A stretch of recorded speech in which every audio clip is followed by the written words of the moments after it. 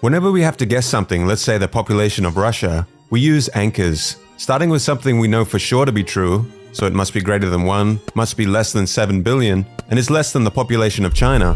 We then take these anchors and explore the unfamiliar territory. Unfortunately, we use anchors when we don't need to. Take a moment to pause and look at these two questions. Is the height of the tallest redwood tree more or less than 1,200 feet? What is your best guess about the height of the tallest redwood? If we ask Group A these two questions and Group B these two questions, we would consistently get very different answers because of the anchoring effect. The words and numbers we use anchors people's decisions.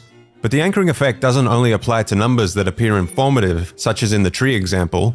According to Kahneman, anchors that are obviously random can be just as effective as potentially informative anchors. An experiment was conducted on German judges with an average of 15 years experience. Each judge was read a description of a woman who had been shoplifting, then asked to roll a pair of dice, which were loaded to only add up to 3 or 9. As soon as the dice stopped, they were asked to answer how long they would sentence this woman. The judges who rolled a 9, on average, gave her an 8-month sentence. The judges who rolled a 3, on average, gave her a 5-month sentence. The researchers found that the anchoring effect was influencing their judgments. Numerous other studies using arbitrary numbers like the last digits of phone numbers or social security numbers also confirmed our anchoring bias.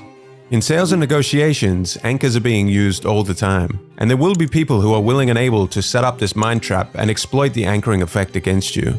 The car salesman setting a high price from the start so that the price that he actually wants to get from you seems like a good deal. The $150 dress at the front of the store sets the anchor for the $50